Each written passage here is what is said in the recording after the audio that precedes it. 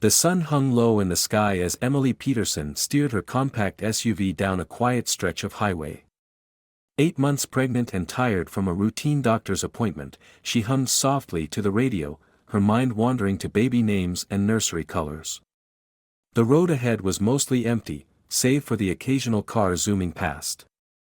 The world felt peaceful, and Emily was grateful for the calmness of the drive. Before we move on to telling this story, we want to hear your opinion. Write to us in the comments, what is your name and where are you looking from? Your support is very important to us and helps our growing channel to develop and reach more people. Every comment, every like, every post brings us closer to creating a community that defends justice. Thank you for participating with us in this important event. Her thoughts were interrupted by a sudden jolt. The steering wheel pulled sharply to the left, and a rhythmic thudding noise echoed from the back of the car. Alarmed, Emily gripped the wheel and guided the car to the shoulder, the vehicle wobbling with each rotation of the wheels. She braked gently, her heart racing as she came to a stop. Stepping out of the car, Emily surveyed her surroundings. The vast stretch of highway seemed endless, bordered by flat fields and scattered trees. She walked to the rear of her vehicle, where the problem was immediately clear, a flat tire. She groaned, her frustration mounting. The thought of kneeling on the hot asphalt and attempting to change the tire herself was laughable in her condition. Fishing her phone out of her bag, Emily unlocked the screen only to find the dreaded notification, no signal. She groaned again, louder this time. A passing truck roared by, its gust of wind ruffling her hair as if mocking her predicament. Determined not to panic, she leaned against the car, scanning the horizon for any sign of help. For the next 10 minutes, Emily waved desperately at passing vehicles. She raised her arms high, shouting, "Please, stop," but each driver sped by, their faces indifferent or hidden behind tinted windows.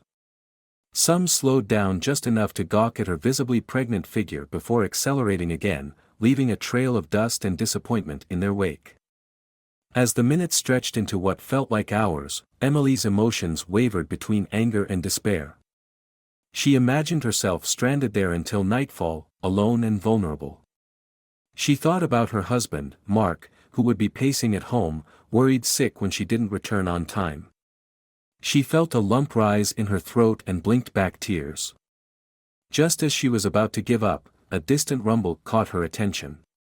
A weathered pickup truck slowed as it approached, its paint faded and rust speckling the edges. The driver pulled onto the shoulder behind Emily's car, and for the first time that afternoon, hope sparked within her. The driver stepped out, a tall black man with kind eyes and a steady demeanor. His clothes were simple, an old work shirt and jeans, and his hands were calloused, the signs of a man accustomed to hard work. He nodded politely as he approached, keeping a respectful distance. "Need some help?" he asked, his voice calm and even. Emily hesitated for a split second. Years of societal conditioning made her pause, but the warmth in his expression and the genuine concern in his voice quickly put her at ease. "Yes, I do," she admitted, gesturing toward the flat tire.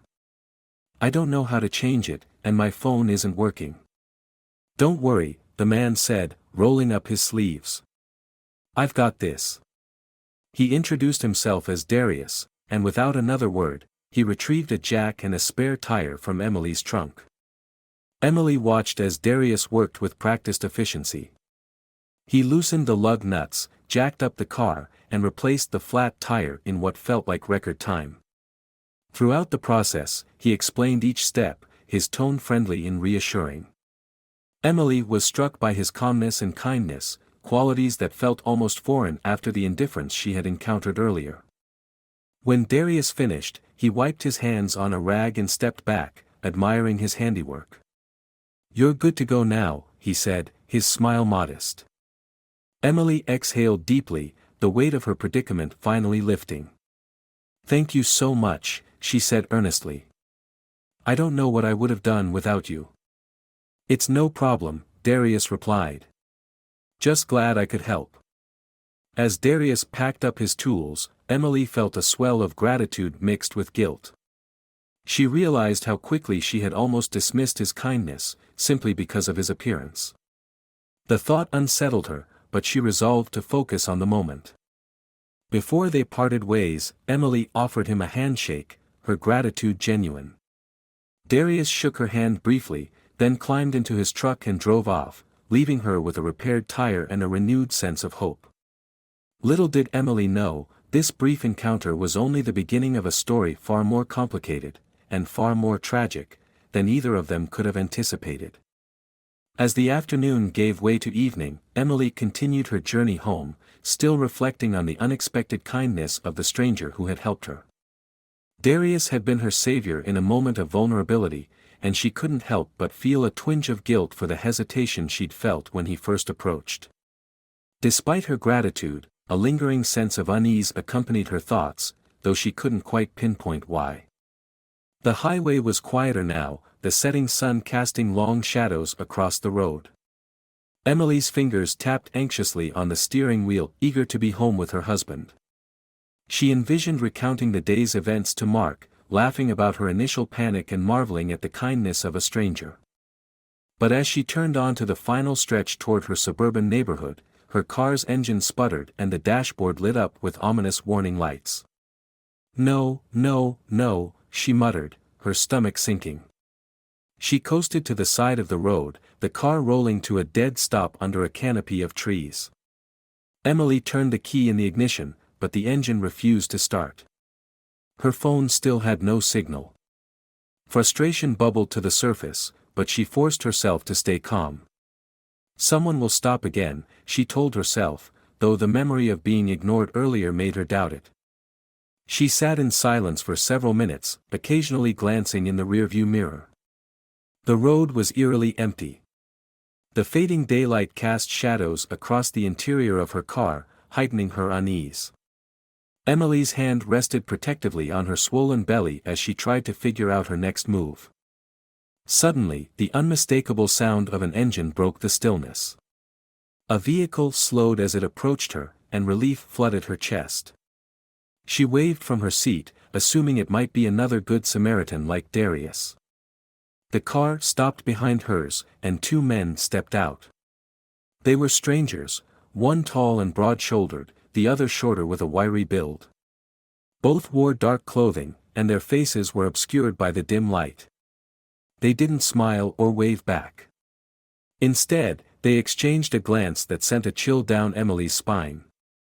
"Car trouble?" the tall one asked, his voice flat and devoid of warmth.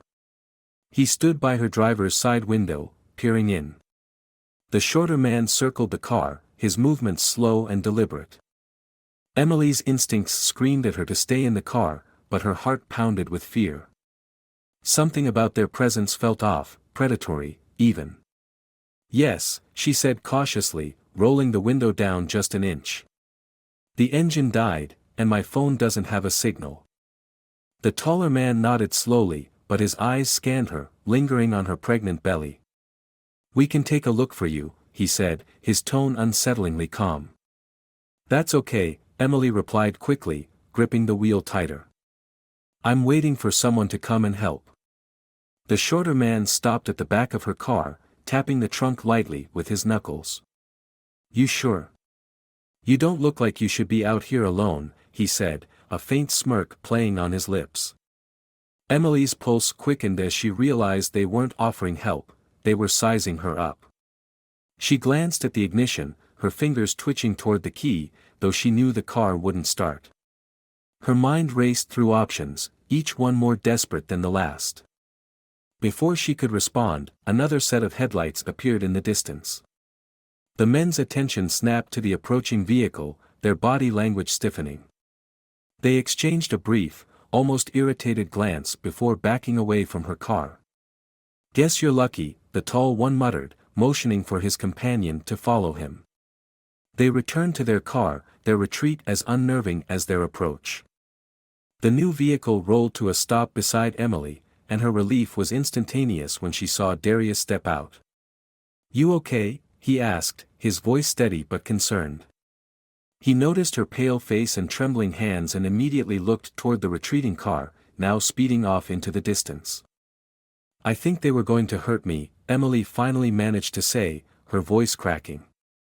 Darius's expression darkened, and his fists clenched at his sides. "Let's get you out of here," he said firmly. He retrieved a portable jump starter from his truck and quickly got her car running again, all the while keeping a watchful eye on the road.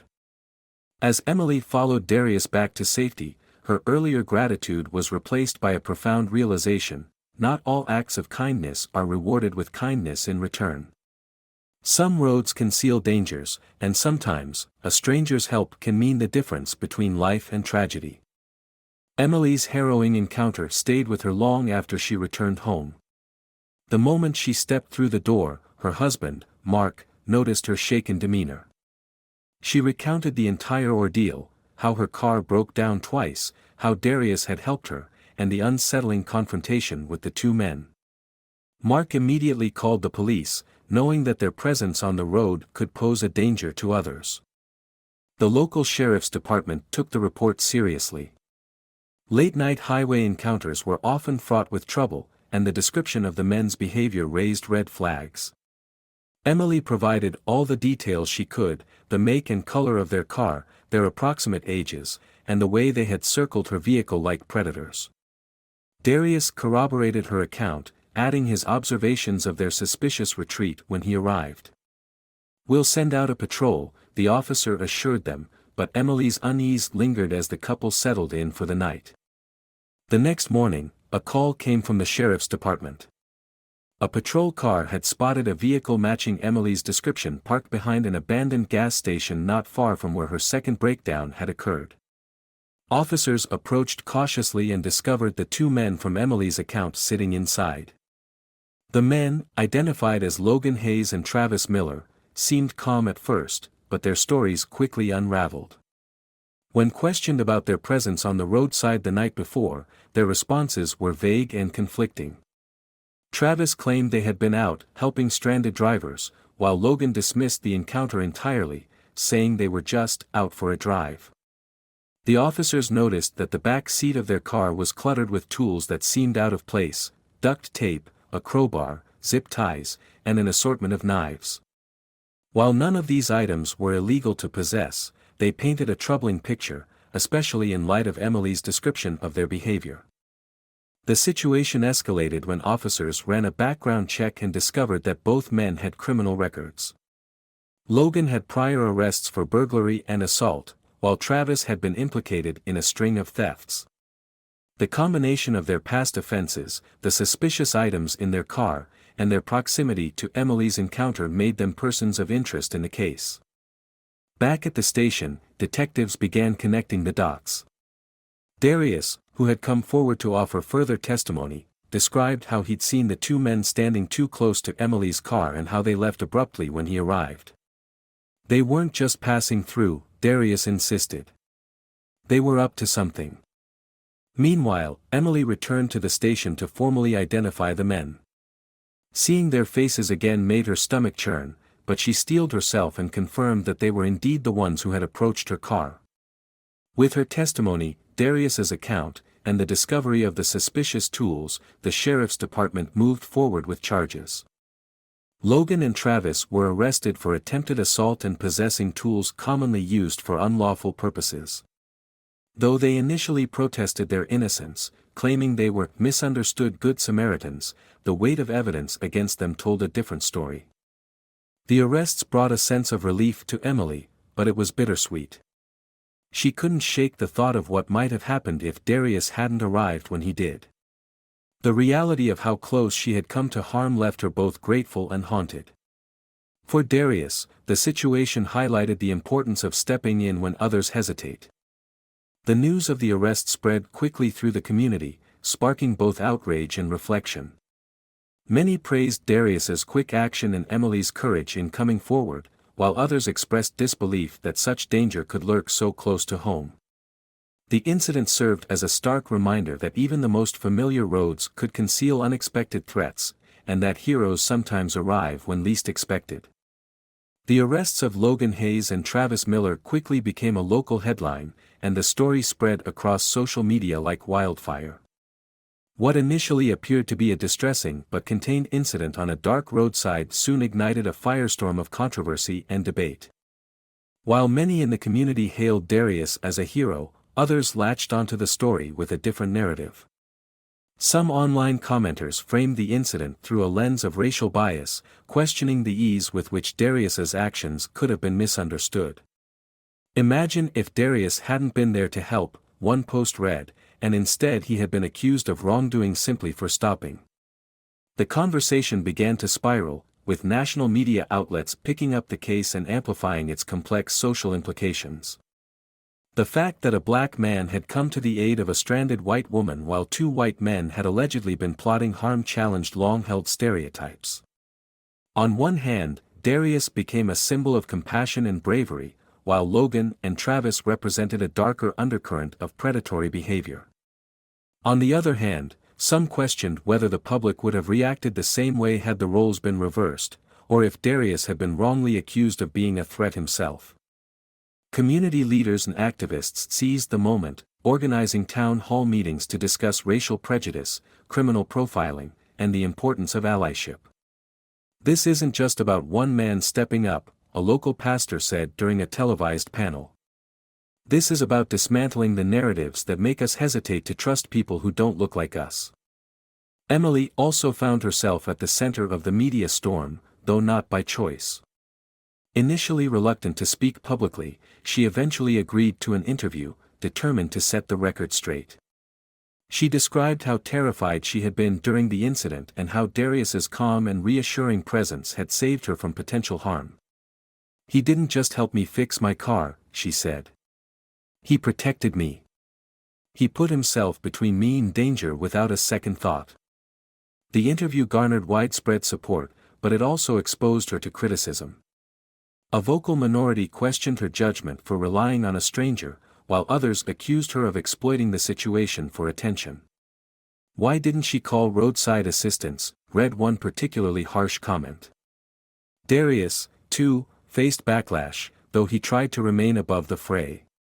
While many hailed him as a good Samaritan, others criticized his involvement, accusing him of seeking recognition. Darius, who had never intended to become a public figure, declined multiple interview requests. "I just did what anyone should do," he told close friends. "I didn't do it for the spotlight." The most unsettling reactions, however, came from a small but vocal group defending Logan and Travis. On social media, conspiracy theories emerged, painting them as victims of a witch hunt. Some commenters claimed that their arrests were based on circumstantial evidence and suggested they had been unfairly targeted. The narrative took on a life of its own, further polarizing the community.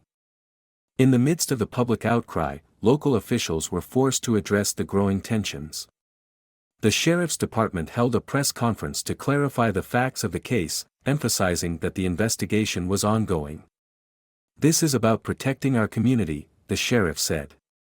"The charges against these individuals are serious, and we're committed to pursuing justice." The outcry extended beyond Havenwood, with national conversations erupting around the intersection of race, heroism, and justice. Commentators debated whether the public's reaction would have been as positive if Darius had been the one accused, and activists pointed out the systemic biases that often shaped such narratives. For Darius and Emily, the attention was overwhelming. Both sought to return to normalcy, but the incident had already altered their lives in ways they hadn't anticipated. Emily became a vocal advocate for community safety, working with local organizations to raise awareness about roadside assistance and personal security. Darius, meanwhile, quietly continued his work and spent more time with his family, focusing on what truly mattered. Despite the noise, one thing remained clear: their paths had crossed in a moment of crisis, and the actions taken that night had revealed not just the danger lurking on the road but also the resilience and humanity that could rise to meet it. As the media frenzy continued to swirl, Darius found himself grappling with conflicting emotions: gratitude for the support he received, frustration at the racial undertones of the discourse, and a deep need to ensure justice prevailed. While he hadn't been the one directly harmed in the incident, the trauma of the night and its aftermath weighed heavily on him. Emily, too, felt a similar burden. She couldn't shake the what-ifs. What if Darius hadn't stopped, or what if Logan and Travis had succeeded in their plan? Both Darius and Emily decided they couldn't remain passive as the narrative around the incident grew increasingly divisive. With the help of community allies, they began working to combat the misinformation spreading online and ensure the focus stayed on accountability and justice. Their first step was to collaborate with local activists and attorneys. Emily reached out to a women's advocacy group, who helped amplify the story's core message: women, especially vulnerable ones, deserve safety and support without fear of harm. Meanwhile, Darius partnered with a civil rights organization that worked to highlight instances of racial bias and injustice. Together, they began organizing community forums to educate people about the systemic factors at play in the case. At one such forum, Darius shared his perspective. While uncomfortable being in the spotlight, he knew his voice was needed to cut through the noise. That night, I didn't stop to think about who Emily was or what she looked like, he said. I stopped because she needed help. But we can't ignore that if the roles were reversed, if I was the one stranded or accused, things might have turned out very differently. The forum sparked meaningful conversations and even drew attendees from neighboring towns. People who had initially been skeptical or unaware of the deeper implications began to see the case as more than an isolated incident. It became a rallying cry for addressing not only personal prejudices but also systemic issues in policing and public safety. Meanwhile, the legal battle against Logan and Travis gained momentum. Prosecutors filed charges of attempted abduction, conspiracy, and assault with intent to harm. Despite the growing pressure from online defenders of the two men, investigators built a solid case using evidence from the crime scene, including the zip ties and duct tape found in their truck. DNA evidence also confirmed that both men had handled the items. Emily played a central role in the case, providing detailed testimony about the events of that night. Though reliving the trauma was difficult, she knew it was necessary to ensure accountability.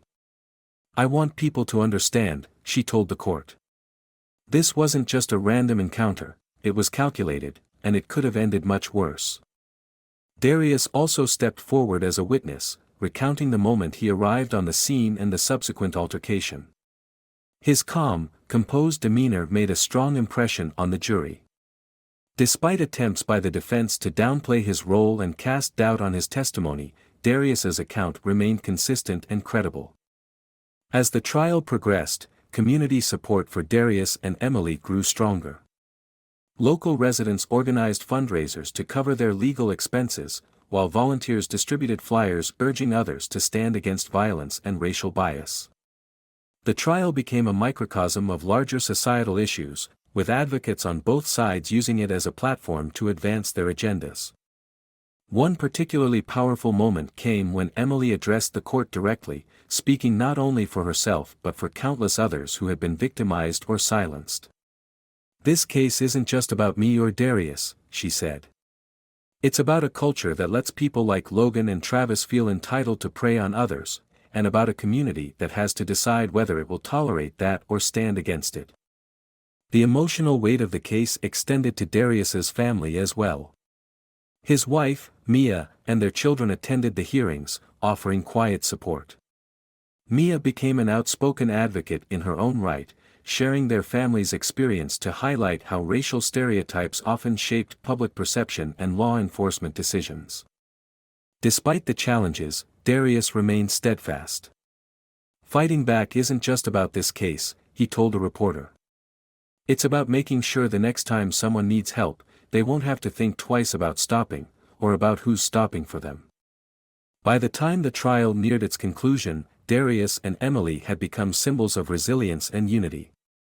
Together, they had turned a moment of terror into a movement for change, proving that even in the darkest times, the fight for justice could light a path forward. As the trial of Logan and Travis reached its conclusion, the atmosphere in the courtroom grew increasingly tense. Both men had pled not guilty, insisting that their intentions had been misinterpreted and attempting to frame the incident as a misunderstanding. Their defense team leaned on the claim that Darius had escalated the situation unnecessarily, painting a picture of two innocent men caught in a mix-up. But the evidence told a different story. Prosecutors presented damning details. The zip ties, duct tape, and gloves found in the back of the truck were undeniable indicators of malicious intent. Surveillance footage from a nearby gas station placed Logan and Travis at the scene earlier that evening, showing them scouting the road where Emily's car had broken down. Their digital footprints revealed disturbing online conversations, including messages that detailed a plan to target a vulnerable individual. As the jury deliberated, both Darius and Emily found themselves reflecting on how far they had come since that fateful night. Emily, still visibly pregnant but stronger than ever, felt a mixture of anxiety and hope. The public support she had received had helped her reclaim a sense of agency, but the scars of that night lingered. Every time she passed a dark road or heard the sound of tires crunching gravel, the fear resurfaced. For Darius, the journey had been equally transformative.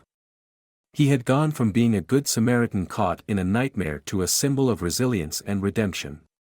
Yet, the weight of the accusations against him, those fleeting moments when people had questioned his motives or even blamed him, still gnawed at the edges of his confidence.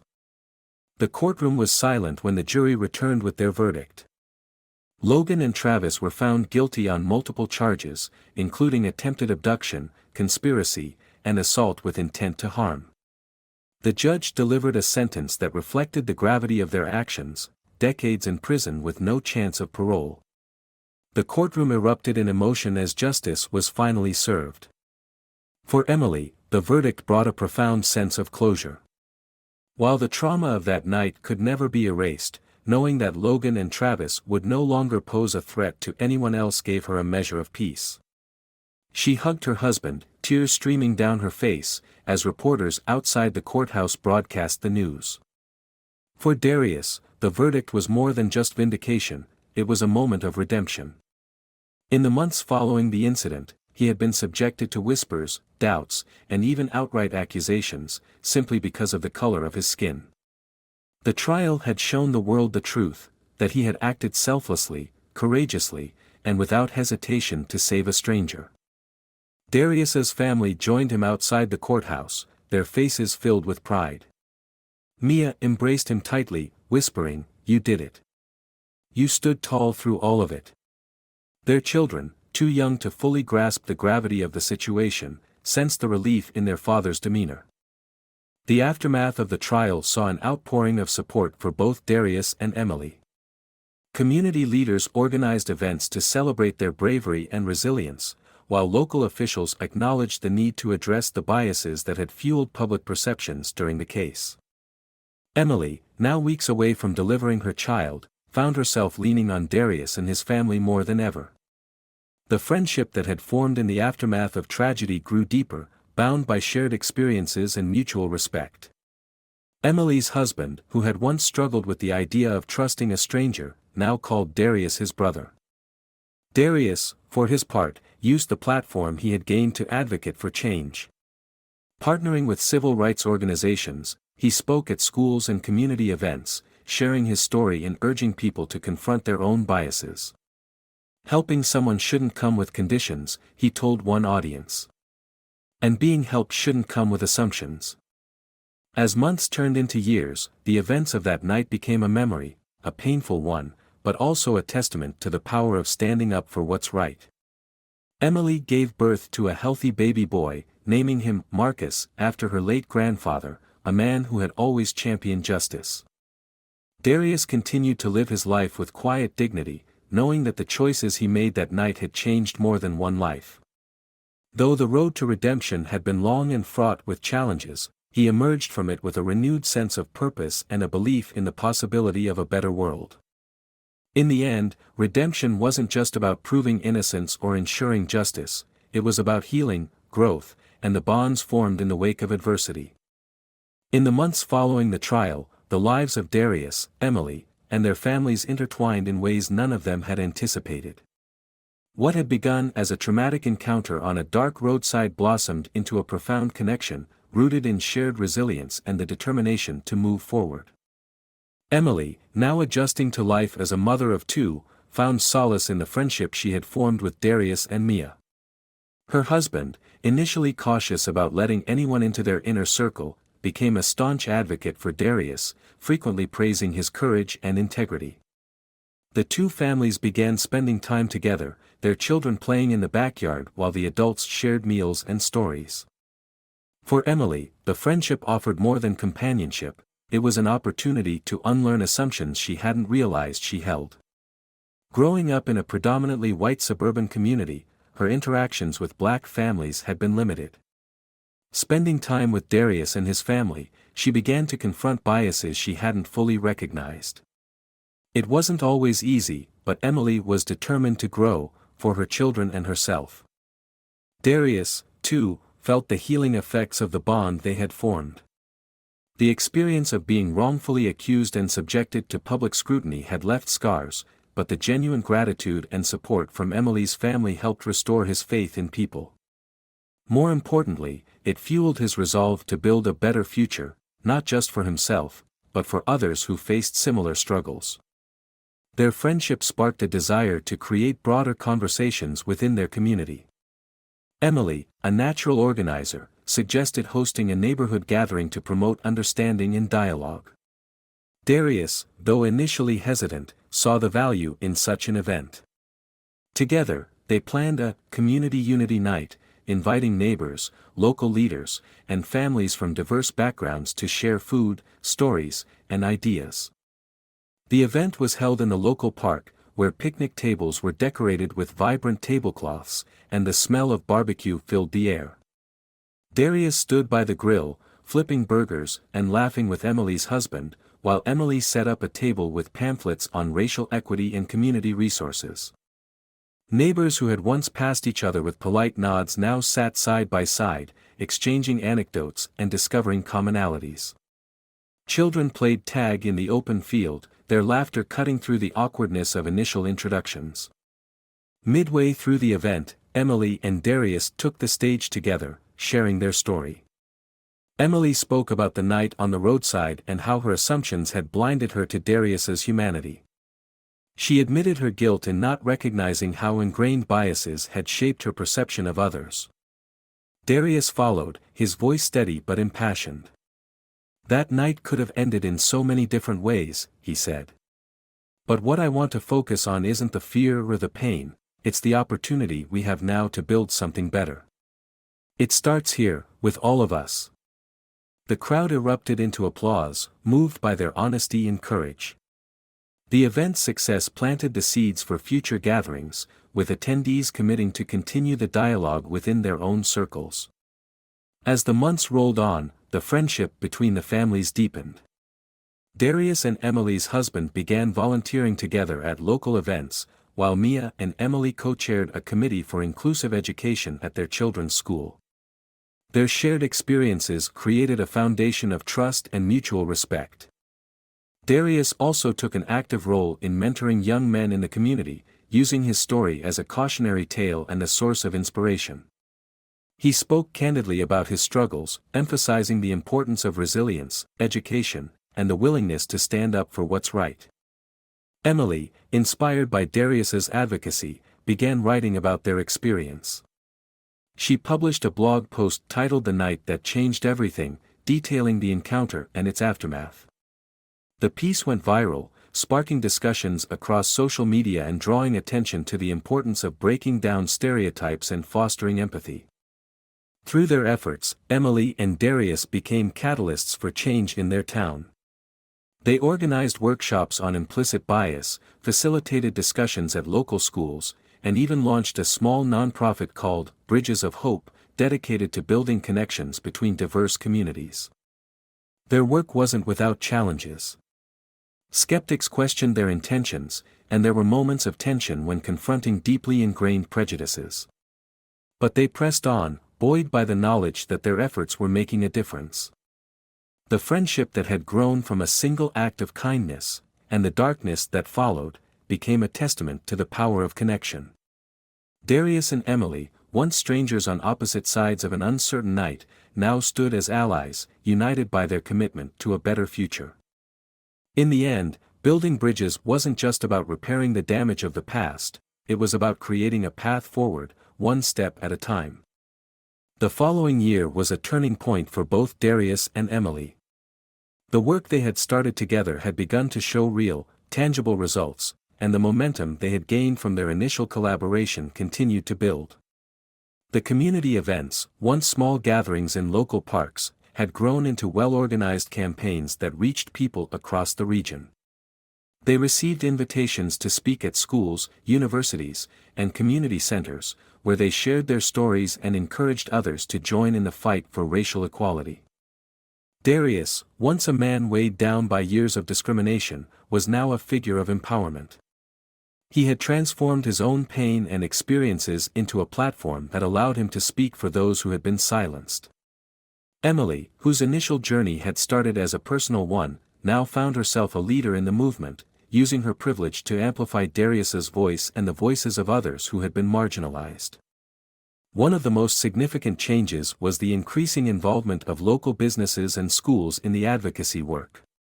Companies began sponsoring events, and schools implemented educational programs aimed at teaching young people about privilege, race, and empathy. The town that had once been marked by its ignorance about systemic racism now stood as a model for other communities looking to make real change. As the work of Bridges of Hope expanded, Darius's and Emily's families began to grow closer. What had started as a bond formed by a chance meeting on the side of the road had evolved into something far more profound, a deep friendship rooted in shared values, trust, and mutual respect. Darius, once a lone voice in his struggle, now had a partner in Emily, and Emily's family had embraced Darius as one of their own. Both Emily and Darius had children from previous relationships, and over time, they blended their families.